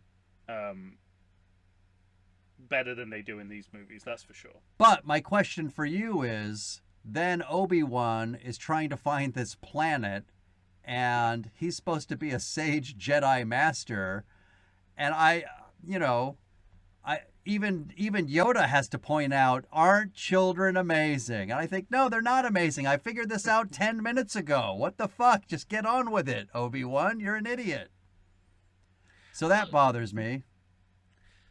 Yeah, so because he sort of, you know, for the next hour of the movie, he's a private eye, basically. Yeah. And evaluating him as a private eye, he's sort of, half. He goes in fits and spurts. He's sort of part Sam Spade, part Duck Band. I think he sort of goes both ways. Absolutely. Sometimes he's a very good Shamus, other times not so much. But I mean, the storytelling in these scenes is like you say, it doesn't really make much sense, but the settings and the atmosphere works really well for me. No, I think you're right about that. Having a library scene, which is a sort of genre standard in the noir, the big sleep, sure, Chinatown with the archives, and also building out the world of the Jedi. I love this idea of this kind of repository of Jedi. Well, not only do I like the build out of the Jedi, but I also kind of like the build out of their arrogance. Because the librarian says, no, if it's not there, it doesn't exist. That's great, yeah. She just poo-poos Obi-Wan Kenobi and tells him he's being an idiot. Yeah. I love it. But the next scene, after that, when he visits with Yoda and the kids, then we're gonna get Anakin and we're gonna get Padme on Naboo. That's right. And this is the first time I'm learning that queens can be elected. Yeah, this is. I think with a lot of the storytelling elements, my way of judging them is through. If it's made fun of in Lego Star Wars, that's when I know it's as ridiculous as I think it is. And this is one of I believe in Droid Tales, they comment on the Queen was elected as a senator. Huh. Didn't know that could happen. Thought it would be the other way around. Yeah, well. So yes, that was always very strange for me. And they disguise as refugees and they go on a sort of. You also get one of those robot scenes there as R2 tries to get flipping droid. Yeah. Yeah. And then we see internal droid racism, and I want to know more about that because this pancake droid thinks he's better than Obi-Wan than this astromech droid, right? Because he gets to flip the pancakes. Also pancakes. I mean, again, it's like at least in Dexter's Diner, they're like talking about Jawa juice and sure. This is just again, it's like the straight up ducks in Phantom Menace. This is too much of our world, and they were just like, these are just pancakes. So you know what I don't want in my space Star Wars space movie? Eggs. Yeah, I don't want ducks or pancakes in my Star Wars movie. Or duck pancakes. Oh, for Someone sure. sitting around in a Chinese restaurant eating duck pancakes. Yeah, and then again, the Jedi. Well, we've sort of seen the Jedi Temple. We've seen that room. We've seen the room a lot. The one window room. Yeah. A lot, but this is the first time we're seeing the training area of the Jedi Temple, the academy essentially, and some very young children. Too young. Being trained. Too young. Too young. But I don't like it. But now you understand what Yoda was talking about when he looked at Luke and said too old. It's like, yeah, by a good. Well, I agree with you. Yeah. In 1980, I didn't agree with you at all. I thought you're being ridiculous. But by these standards, okay, I understand. And of course, again, because it's a prequel, this is where Obi-Wan gets the idea to train Luke with the laser ball. Because he's seen those kids getting trained that way. That's why he goes with the laser ball. And Yoda shows the first kind of moment of humor that we've seen in the... Like, he's been a real fuddy-duddy so far. Yeah, right. He's starting to lighten up and become the Yoda that we know a little bit. he tried a joke in the previous scene he was in, and he does a fully formed joke here. Admittedly, an audience of children is not as hard, Right. but He does but get some still. giggles from the kids. Yeah, how embarrassing. But I love where this is going. The idea of a plot within the Jedi, more espionage. Yeah, Well, everything that was proposed by the Phantom Menace but didn't actually happen in it. sure. Again, this movie would be better called The Phantom Menace, I think. Because they're literally the Phantom Planets. I mean, Mm-hmm. makes this title makes more sense for this movie. When they go back to Naboo, when they arrive in Naboo, there's a couple of really nice touches I like. Okay. One is that there are Gungans in the piazza, which means that Gungan integration has happened. It's happened. Yeah, right. Yeah. The other one is that we see R2 try to climb the steps I saw in the background. It always gets me every time. We don't get enough information about how R2 gets from one place to another. Yeah. And I just love this touch of he's just one step, lift up, one step. He one raises step. up. He gets that third Yeah. that third ped down, and I just always imagine R2 in this scene going, "What a bunch of fucking horse shit! All these goddamn steps." It'd be great Beep, if you beep. didn't see him again, and then they did the kind of runner from Airplane, where he's still climbing those steps. Yes. The credits roll, and I'd the at the post-credit sequence. at the very least like to see them be 40 or 50 yards away, a close up on them, and then blurry in the background, you can finally see him getting up over that last step. And again, we find out a lot of information through dialogue of what happened in the interim 10 years. Mm-hmm. Because we learned that Newt Gunray did, last we saw he was taken off into a space police van. And, Right. but We he get never made it to information about trial. his 4 trials. Yeah, he was never prosecuted, which Mm-hmm. again is it's sort of Lucas really doubling down on the real world politics Yeah. of it all, because to this day we know of people who have committed Yeah, oh yeah. crimes of war crimes and treason who are not anywhere near prosecution, No. despite them having been brought to trial. Again, people generally don't like the dialogue between Padme and Anakin in these scenes. I like the dynamic. I like some of the banter. I like the moment where she cuts him off. She cuts his balls off in front of C.O. Bibble. That part I like. Says, oh, he's only a Jedi Knight or whatever it is. Yeah. Only a Padawan. My note is Anakin doesn't like women making decisions. What a dick. No reason to fall in love what with he's this also person. not fond of? Democracy. That Yeah. comes. There's no reason to fall in love with this man. It doesn't. Is it in reference to this? That part think that part I have no problem with, but the stuff that's coming up later, it's a bit of a slog for me. The stuff that's coming up later, again, you've got to think of it as like a bad romance novel, and then it all makes sense. Bad. I get that part of it. Okay, we'll get there. To Something me, that to they me, have put thought into. To me, I think of Empire Strikes Back and how efficiently they show us that Han and Leia are in love. We're never getting back to that, though. That's the point. We're never going to get back to that. But we should be able to. You did it No, once. we shouldn't. No one's on set telling George Lucas that there's another way of doing things. There's no Irvin Kershner to say, this could be done in a lot less dialogue. That's my voice. You just stole my voice. No, I'm Irvin Kershner. I'm Irvin Kershner. I just like one person to Yeah. he yells cut, and I'd like somebody to look over at George and say, this isn't how people fall in love, The humanity is just drained out of it. These poor 2 actors. It's struggling. It's done melodramatically. But Star Wars has a lot. You can't enjoy the noir and then take pot shots at something else that's equally generic. I think I can. Well, you are, but I don't think you can.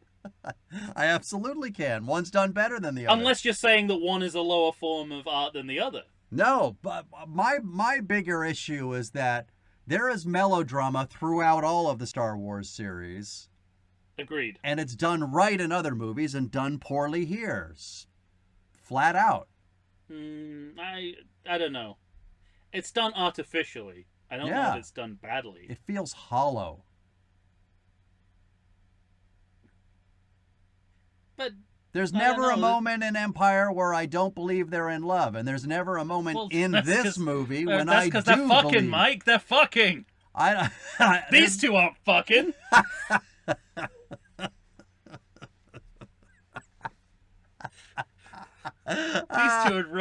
These two would rather fuck R2-D2, I think. You're right. The other two are doing plenty of cocaine and fucking. So maybe that's the trick. And both of them rewrote the script on set. Yes, right. These two are not up for that. Yeah, but well, that was a recipe for success, my friend. It certainly was 100% Colombian recipe. But anyway, we cut back to Obi-Wan Private Eye. Yeah.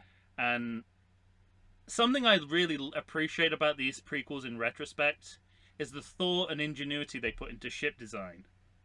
Okay. Because this whole idea of the detachable space ring, yeah, is really like a lot of thought has been put into that. Like a lot of practical visual futurism. It's one of my notes. Like one of my notes is it's really interesting to have a ship that wouldn't have a hyperdrive but has something that you can attach to it that would have a hyperdrive. It's like a mobile parking spot. Right. Attached to it. And when you get to the sequels, the ships are just either the ships from previous movies or just rubbish ships. So slow I think it's a lost bombers. It's a lost art of Star Wars sequels is the ship design. So I'm glad they're still firing on all cylinders there. And also I'll say, because we're there, he arrives at this planet. What are they called? The Camioans? Aren't they the band that did Word Up? I don't know. The Caminans? Are we on Camino? Camino. Geonosis. This is Geonosis, isn't it, that he's landing on? Okay. Oh no, Camino. No, God, we're nowhere near there. Sorry, you're right. Camino. Yeah, you're right. The rain planets. Yeah. But what are those creatures called? Cloners. I thought they were Camino. Yeah, Caminon. That sounds right. All right. At any rate, yeah. I think they're one of the best looking effects in all of this first three trilogies. I am doubly surprised to hear you say that. I think they look great, especially in the eye. Because whenever I see them, I think, well, there's the interdimensional beings from Crystal Skull. They had the template in the machine. They didn't want to come up with anything new. This came out before that. Again, obviously I like the planet. I like that they've created a planetary ecosystem built around the stylistic conventions of film noir. Yeah. If I have notes, it's that the lighting balance is not quite right of the real actor and the fake world. Absolutely. Like it reminds me of the Naboo forest in Phantom Menace. But I love that we're now in the middle of an overly complicated plot featuring characters who are never seen, which is the stock in trade of film noir. Again, it's the big sleep. Right. Which is like talking about characters that will never appear and who are dead as soon as they're mentioned. So I love it, and I love it's got the scene has a really eerie feel because you're not sure of the intentions. I think I mentioned that in the aliens. Ranking episode that's one of the things I really love about this section of the movie. It feels, Obi-Wan feels in danger the whole time he's there. It does feel eerie. It does feel unsafe. Yeah. And it also feels like Indiana Jones in the sense that he's out of his depth very quickly. Mm-hmm. Because he comes in full on Sam Spade, just playing along with whatever they said, looking like you know what's going on. Right, exactly. And then within seconds, he's like, "What?" This is where visible confusion comes in, right? This is the Right. visible confusion. I always think Obi-Wan, come on, you're giving up the game. Don't tell him that guy's been dead for fucking 10 years. Get your shit together. Just say you're taking over the program. But it's one of the first times in this trilogy that not knowing what's going on becomes an asset to the storytelling, rather than just an irritant. Yeah. But I think the same of Jango Fett. I think Jango Fett, get your shit together. Close that fucking door. Yeah. Don't let that door stay open for 5 minutes and then send your kid over. The kid that's you, by the way. But I want to see Obi-Wan out that door, and I want to see you close the door immediately, and I want to see him clock, right as the door closes. I want to see him clock something. I want some good, spy shit banter. We're also learning the answers to questions about the origin of Boba Fett that no one ever asked. No, yeah, nobody cares. Nobody cares. They never learned that lesson, did they? Mm-mm. We didn't care about his origins. We don't care about what happened to him after he died, either. And, I mean, the other way to look at it is that, it comes at you from left field, right? This is really not how you thought we were going to re-meet Boba Fett. Mm-hmm. That he is the source, I don't know what you call it, the source code of the... Yeah, he's the DNA clones. source of the clones we've been hearing about since 1977. Since 1977, and this is the first sense we're getting, especially in light of the title, that Clone Wars is going to mean these clones versus the Bugs Bunny droids. Yeah. Or the winged, whatever, cockroaches on that red planet at the end of this movie. Yeah, we meet a few more droids in this movie later on as well. And this is the Stormtrooper reveal, right? It was like, yeah. And I think this is where the prequel dramatic irony works quite well, because it is interesting that we know what they'll become, but the people on screen don't for the first time. They don't understand that they're a threat to them, not their salvation. Yeah. Although all of that is admittedly very muddy as to who designed what for which purpose and why the Jedi are okay with just taking them as their army. Right. That they were created under mysterious circumstances involving the death of, sort of like some guy we never meet. 93 fugitive style mysterious circumstances.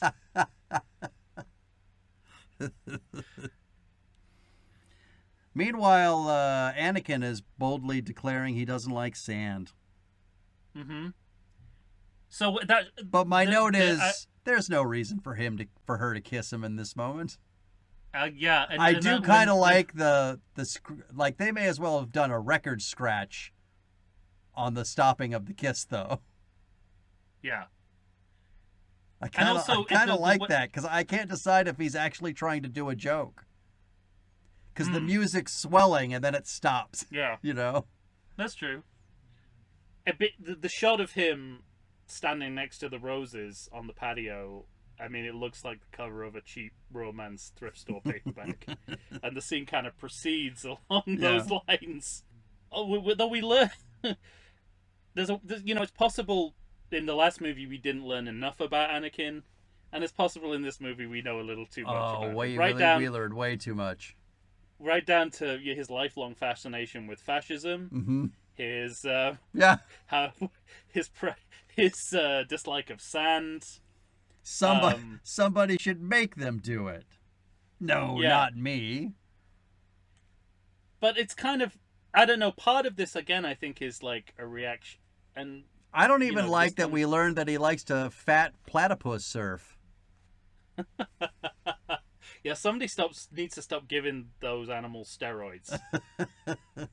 Whatever farmer is giving those animals steroids, needs to knock it off.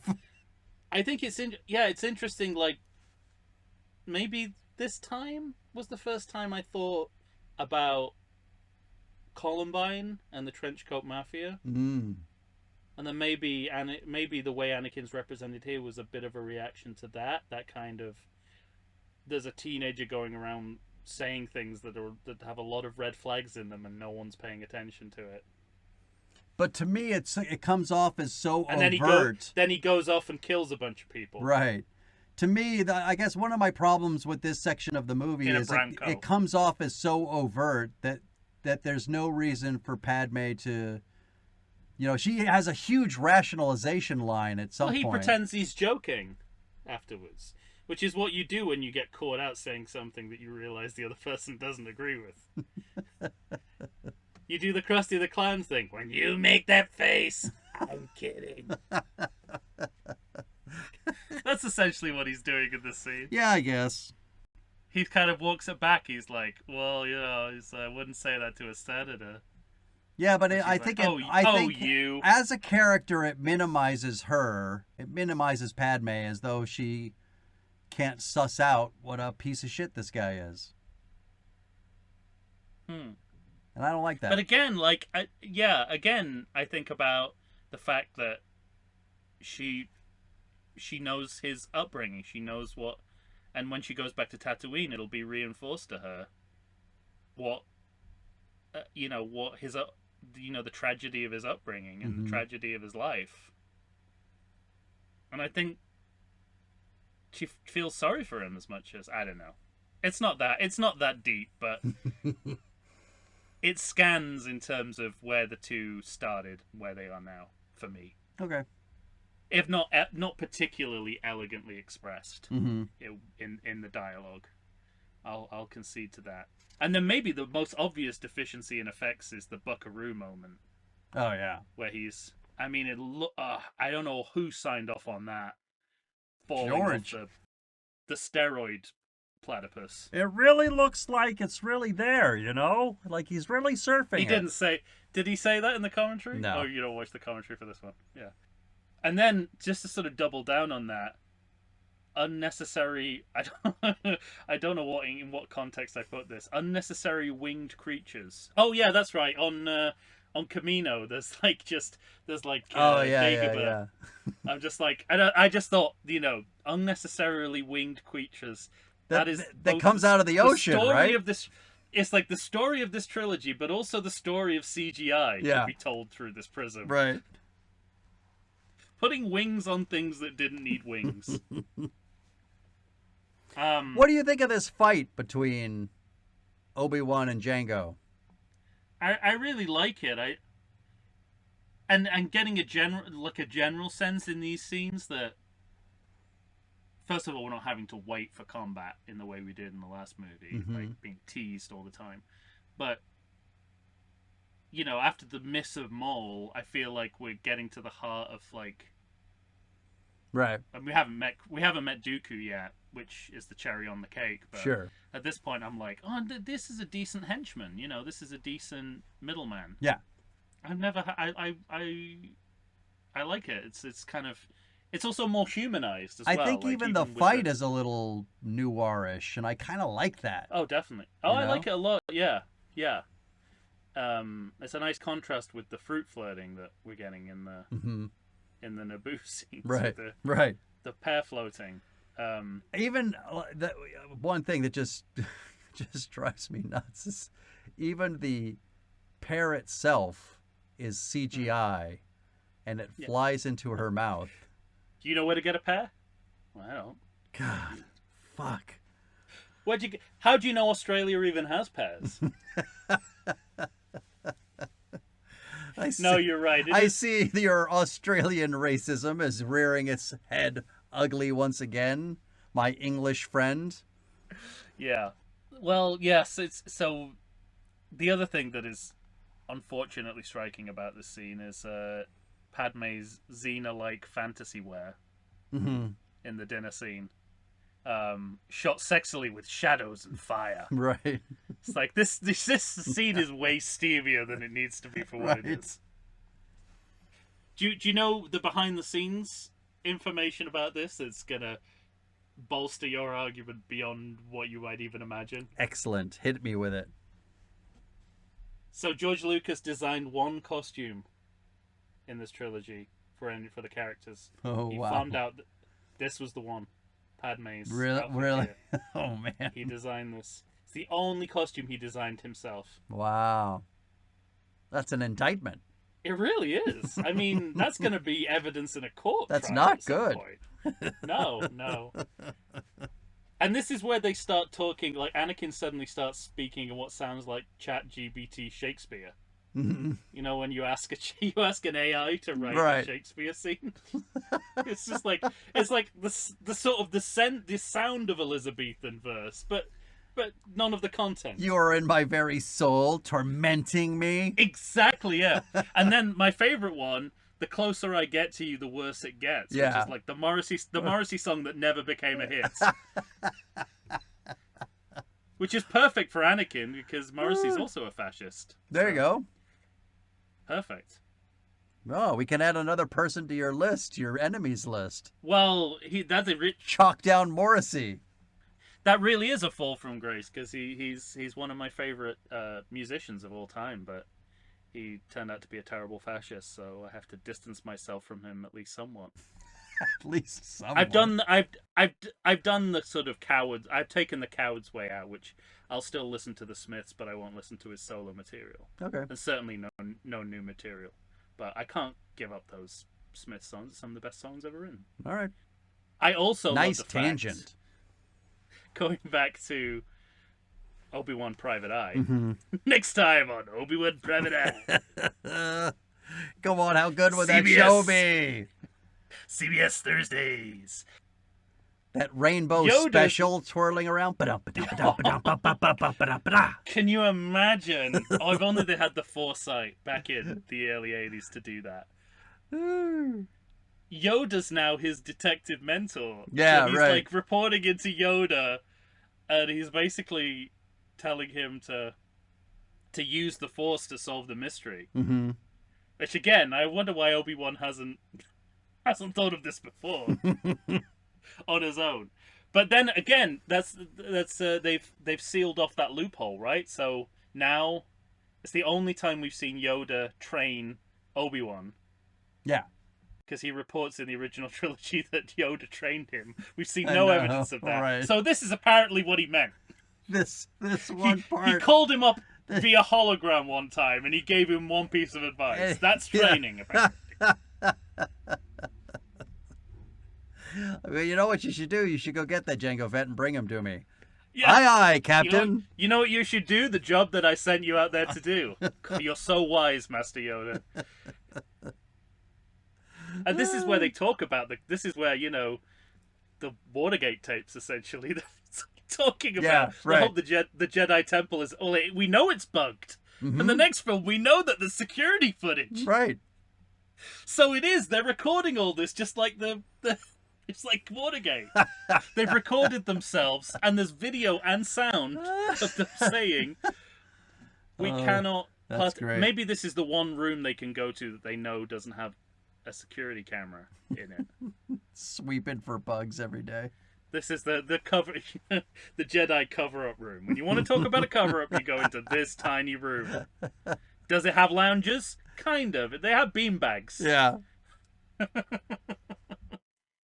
And this is where we start to get back in Anakin's having nightmares Yes, right. So about his mother. So we got to get to Tatooine, Tom.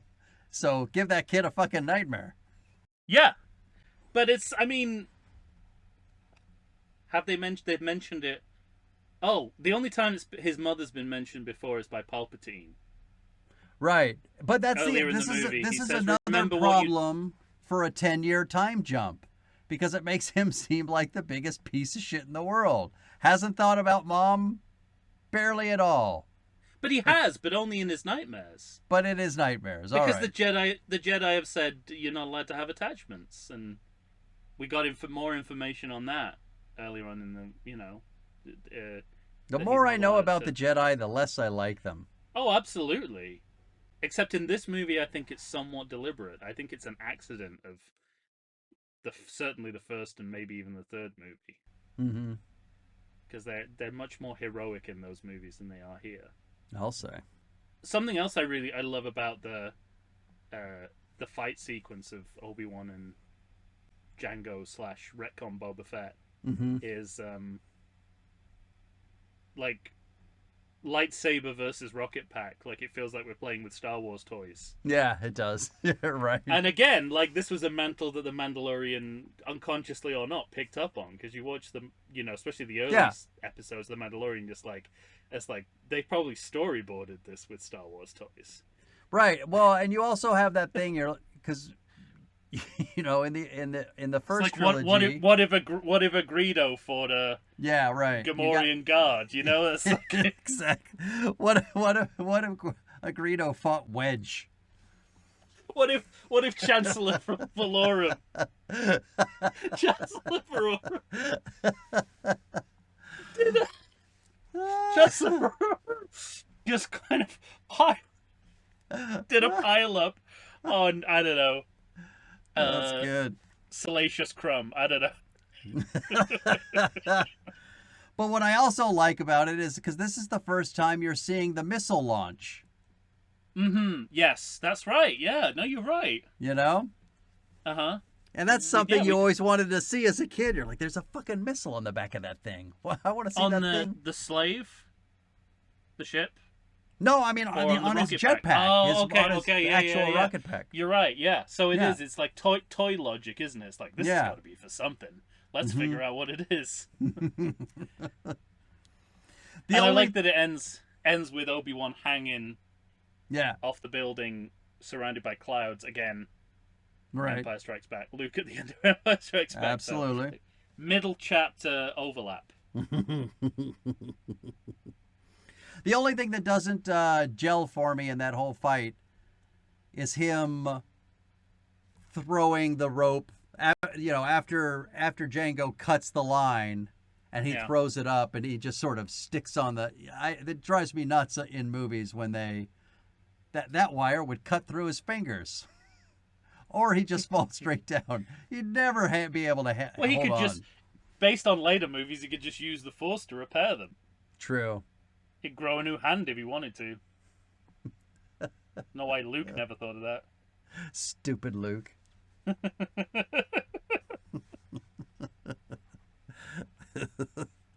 So, I mean, that's all I have. Before we go back to Tatooine, having gone back to Naboo. So yeah, I was gonna say. I mean, we're at a good place where we should probably sail off into the sunset for this particular episode, part 1 Double of Attack sunset. of the Clones. Yeah, there Yeah. you go. Yeah, And then we're back on Tatooine. and since we're gonna go back to Tatooine and see some truly ugly shit, we can save it for the next episode. Yep, we certainly can. How's that sound? It sounds great. I have no idea where we are in the movie. Nothing in my notes suggests we're in the middle of the movie, but we could I well know. Yeah, exactly. be. The second act is all over the fucking place. We're pretty much in the middle of my notes, so I think we're yeah, okay. no, I think I think once you're in Tatooine, it's a good place to start Man, I took a lot of notes for this movie. because the movie's sort of restarting at that point. Yeah, right. So All right. No last thoughts before closing out? no, I think it's all been said up to this point. All right. I think again, I like to end at least the episode with a bombshell, and I think the George Lucas designed Padme outfit is where That was a good one. I did not know that. No, I mean, it's guessable, right? If you were told, I should have posed it to you as a question in retrospect. Right. He designed one outfit in the trilogy. I would have personally gone with the missing midriff. That's what I would have said, yeah. Yeah, but it's worse. It's even But worse than that. But yeah, it's worse than that, one. And it also reminds me, because we had a conversation when we did Jedi about Princess Leia's Jabba the Hutt outfit. And the problem, the difference between the two, and I think we talked about that in the latter episode, in this movie, this is just to give boys in the audience a boner. Now, Well, in one boy in particular, yeah, in who Jedi, is no longer a boy. yeah, exactly. In Jedi, they're trying to do the same thing, but narratively, it's also supposed to give Jabba the Hutt a boner. So, in world, it makes more sense. I can't believe that you've made it worse by adding in Jabba's boner. Because he doesn't even have bones. So imagine what his boner looks like. There could be a skeleton of some sort in there. He's basically a cushion. When you Just see look- it, when Just look for the parts of him blowing up at the end of that scene. whenever again. whenever I used to watch Jedi, I never knew that Salacious Crumb was sitting on Jabba. I always just thought he was sitting on like a cushion. But he's I on always thought- Jabba, isn't he? No, I think he's on a cushion too. I still No, think I he's think on a that's cushion. Jabba. I think that's Jabba. Oh, I have to go back and look. I think again Jabba's now. that cushiony. No. Underneath you have to him? watch the. Underneath him. I think he's like sitting like a kangaroo's pouch. I think that's where Salacious Crumb.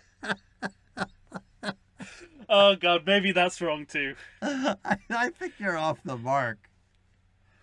I think there are some cushions for his benefit there. The lengths I will go to not read the actual entry on Wikipedia and just come up with it in my mind. It knows no bounds. Oh, that's impressive. All right. Well, ladies and gentlemen, we are halfway through Attack of the Clones. As far as we know. As to the best of our knowledge. Stay tuned. And next week we'll be finishing up with Attack of the Clones. We'll find out more shitty things about Anakin and what an asshole he is. The Clone Wars will turn out to not be a Clone War against us, but for us. And we'll finally get some Dooku. Oh yeah, God, we haven't. That's amazing. Dooku isn't in the first half of this movie. No, yeah, we just stopped short of Obi-Wan spying on him. Wow, we're about there. It's a big year for Christopher Lee and It really is. CGI podium surrounded by monsters. All right, you're gonna have to tell us what you think about Attack of the Clones. Find us on Facebook, Instagram, or Twitter. Send us that email to everythingsequel@gmail.com. It's not called Twitter anymore, Mike. God damn it. It's called X. I was on a backpacking trip, and I got back and looked at my phone and said, what the fuck is this X? One day that's going to happen with the country, right? It's going to just be I like know. Elon Musk is just going to take over the country a little bit. Yeah, sure, whatever. I'm still calling it Twitter. I'm never going to stop. X It might be is time. so much worse. It might be time for us to leave Twitter. We might have to.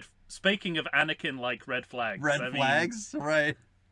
Rename. Oh, you know what the weirdest part of that is? Eventually there'll be a second X and then a third X. That's right. And then it will just become a moonshine distribution company. Yeah, exactly. Kerblamo! The worst part of that is that we prophesized this on a previous episode. Yeah, indirectly, because when we were talking about, and I think this was on a Patreon episode, but you pay us the money. yeah, it's become our Patreon is now a psychic hotline. We were talking about HBO Max, which became Max. Oh, and right. I said offhandedly, by the time we go to air, it'll just be X. Yeah. And then an entirely different social media platform became X. You're right. So, be careful. Be careful what you wish for. Unbelievable. All right. Well, that's been always in motion. The future. That's been social media catch-up hour in our last There you seconds. Mm-hmm. Sorry, I just thought I'd correct you about the state of our country. Oh, I wouldn't let it slide if I were you. I get it. For Tom Stewart of Lonesome Whistle Productions, Michael Shantz here of the How Dare You Awards. We'll be back to talk more Attack of the Clones next week. Say goodbye to everybody, Tom. Visible confusion. Jesus. Now, since the writer's Is that strike, a stage direction or an actual line? Yes, a subtitle. No, it's a subtitle. Since the writer's strike, everyone has been complaining about the quality of subtitles because the people who do them are all on strike. So Right. That's a hint of what you're missing. Is that when you watch the subtitle track for this movie, it says "visible confusion" when Obi-Wan looks at the Kaminoans. Oh, that's fantastic. That's the kind of nuance you're missing, everyone. Yeah, get your shit together. Get back to the get back to the negotiation. Give the table. give the writers what they want. Yeah, fuckers. If you like podcasts like I do, boy, do I have a treat for you. You need to stay on target and check out the Sounds in Cinema podcast. Listen as your host, sound designer and music creator Tony Parham, and co-host, musical performer and sound lover Derek Hansen, D-Rock if you're nasty, and I am, discuss all things sound related to film, television, stage, and theatrical productions. They discuss environmental sounds, bioacoustics, dialogue, the nature of communication through sound, but as an added bonus, they drink beer and try to stay on target. Find them wherever you get your podcasts and listen to the pure mania of a man who can charitably be described as Doug, the dog from Up, and another man with a soothing and sultry voice trying to get that man to stay on target. That's the Sounds in Cinema podcast. Tune in and listen to the sounds they are creating just for you.